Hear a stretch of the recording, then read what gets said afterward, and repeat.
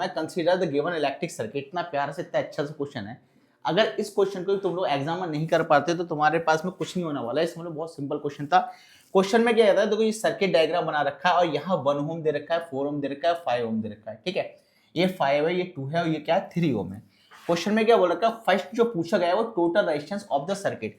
अब ये जो क्वेश्चन है इसमें क्या पूछा गया है, टोटल रेजिस्टेंस। टोटल रेजिस्टेंस निकालने के लिए हमें ज्यादा दिमाग लगाने की जरूरत है क्या, नहीं लगाने की जरूरत है। क्यों नहीं जरूरत है, क्योंकि देखो ये 4 है, ये 1 है। ठीक है, और हमें साफ साफ पता चला ये 4 और ये 1 किसमें है, सीरीज में। क्या है, सीरीज में।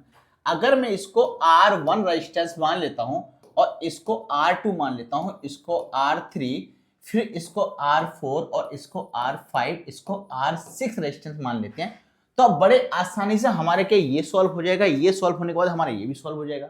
फिर क्या होगा, निकल के आएगा टोटल रेजिस्टेंस। तो सबसे पहले क्या करते हैं, हम इसे सॉल्व कर लेते हैं। ठीक है, हमने क्या निकाला, हमारे पास R6 यहां देखा, R7 मान लिया।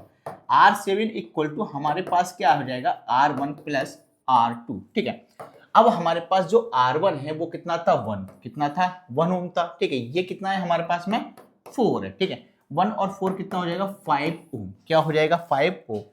अब देखो यहां से 1 क्या तैयार हुआ, हमारे पास आ गया R7 और R7 और R3 ये किसमें कनेक्ट हो जाएगा, ये कनेक्ट हो जाएगा बेटा पैरेलल में। किसमें हो जाएगा, पैरेलल में।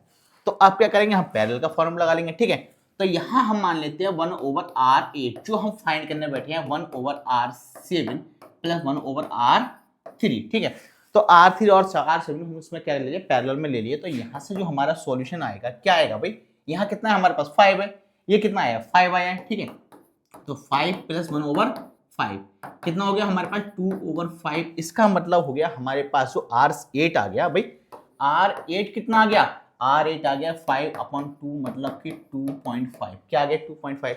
लेकिन क्या अभी टोटल रेजिस्टेंस निकल गया या नहीं आया, क्यों, क्योंकि इधर वाला जो पोर्शन है इसको भी हमें क्या करना पड़ेगा, सॉल्व करना पड़ेगा। अब यहां भी हमने क्या माना है, इसको हमें सॉल्व करेंगे। ठीक है, यहां हमारे पास क्या आ गया, R8 आ गया, तो समझ लो हम इसको मिला के सॉल्व करेंगे। R9 क्या निकालेंगे, R9 ले लेते हैं। ठीक है, और R9 के लिए हमने क्या करा, R4 प्लस R5 ले लिया और यहां से हमारे पास आ जाएगा 3 प्लस 2 कितना आ जाएगा, 5 ओम। यहां से कितना आ जाएगा, 5 ओम आ जाएगा। अब ये कंबाइन किसमें हुआ था, सीरीज में है ना, और सीरीज के बाद कन्वर्ट किसमें हो गया, पैरेलल में। तो ये और यहां से कंबाइन करने के बाद किसमें कन्वर्ट हो गया, पैरेलल में। ठीक है, तो हम निकाल लेते हैं R10, 1/R10 इक्वल टू यहां हमारे पास कितना है 5 और ये हमारे पास कितना है।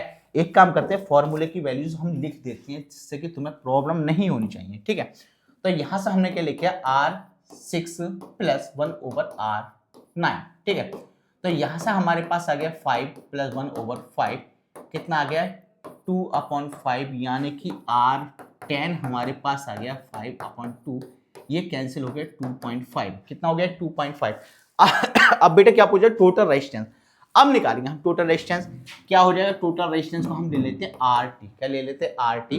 अब RT कब निकलेगा, RT जब निकलेगा जब हम R8 और R10 को ऐड कर लेंगे। यहाँ वैल्यू हमारे पास 2.5 ओम है और ये वैल्यू 2.5 ओम है, दोनों को ऐड करने के बाद कितना आया, 5 ओम। कितना आ गया, 5 ओम। तो R टोटल जो आ गया हमारे पास कितना आ गया, 5 ओम आ गया। क्या आ गया, 5 ओम। क्या क्वेश्चन हमारा कंप्लीट हुआ, नहीं हुआ ना, क्यों, क्योंकि अभी एक्स्ट्रा चीज पूछी गई है। इसी क्वेश्चन को बोला जाता है कंप्लीट क्वेश्चन। बहुत सिंपल क्वेश्चन एग्जाम में आया, फिर भी बच्चों को क्या है, बहुत बच्चे ऐसे हैं जो नहीं कर पाए थे। क्वेश्चन में क्या करा, आगे करा, electric current drawn from the battery. अब इस बैटरी के अंदर जो इलेक्ट्रिक करंट प्रोड्यूस हो रहा है वो हमें फाइंड करना है, भाई कितना इलेक्ट्रिक करंट प्रोड्यूस हो रहा है। ठीक है, ये देखो यहां हमारे पास कितना है, 10 है। क्या है हमारे पास, 10 है। ठीक है, वोल्ट अगर मानकर चलो वोल्टेज के बारे में बात करें, पोटेंशियल डिफरेंस के बारे में बात करें, 10 ओम दे रखा है, ये 5 ओम है, ये भी हमारा क्या बता रहा था, 5 ओम था। चाहे इधर से देख लो चाहे इधर से देख लो, कैसे भी देख लो, बड़े आसानी से हमारे पास आ जाएगा, सॉल्यूशन आ जाएगा। ठीक है, अब हम निकाल देते हैं, क्या निकलते हैं, V इक्वल टू होता है IR। V इक्वल टू कितना होता है, IR। और यहां से देखो क्वेश्चन के अंदर V दे रखा था 10, कितना दे रखा है, 10। ठीक है, हमें करंट फाइंड करना है और रेजिस्टेंस कितना है, 5 है। तो यहां से हमारे पास क्या आएगा, I इक्वल टू 10/5 मतलब कि 2, यानी कितना हो गया, I आ गया हमारे पास में 2 एम्पियर। भाई कितना आ गया, करंट आ गया था हमारे पास 2 एम्पियर।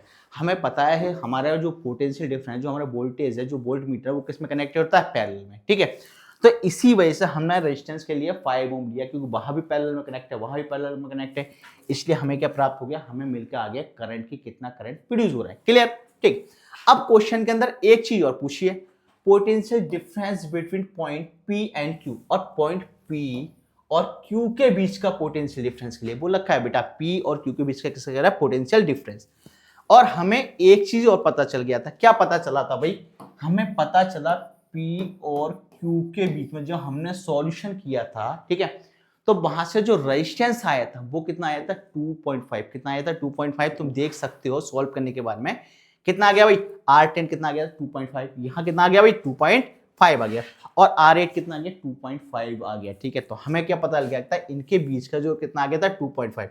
अब P से Q ये करने सॉल्व करने के बाद में इसे और इसे किसमें कनेक्ट किया था, पैरेलल में, तो यहां से जो हमारे पास रेजिस्टेंस है उसे लेंगे, तब आके हमारा क्या निकल के आएगा, पोटेंशियल डिफरेंस आएगा। ठीक है, तो हम निकाल देते हैं V इक्वल टू क्या होता है, I R। V equal to क्या होता है, I R होता है। ठीक है, और यहां से करंट क्या है, हमारे पास 2 है, करंट क्या है, हमारे पास 2 है। क्लियर? ठीक। अब यहां से बच्चों, यहां से देखो हमारे पास में भाई, यहां से यहां तक फाइंड करेंगे, ये सॉल्व करने के हमारे पास कितना है, 2.5। कितना आ गया, 2.5। तो यहां रेजिस्टेंस वैल्यू पुट करेंगे 2.5, यानी कि P और Q के बीच की जो वैल्यू है रेजिस्टेंस की, वो कितनी आई है, वो आई है टोटल 2.5।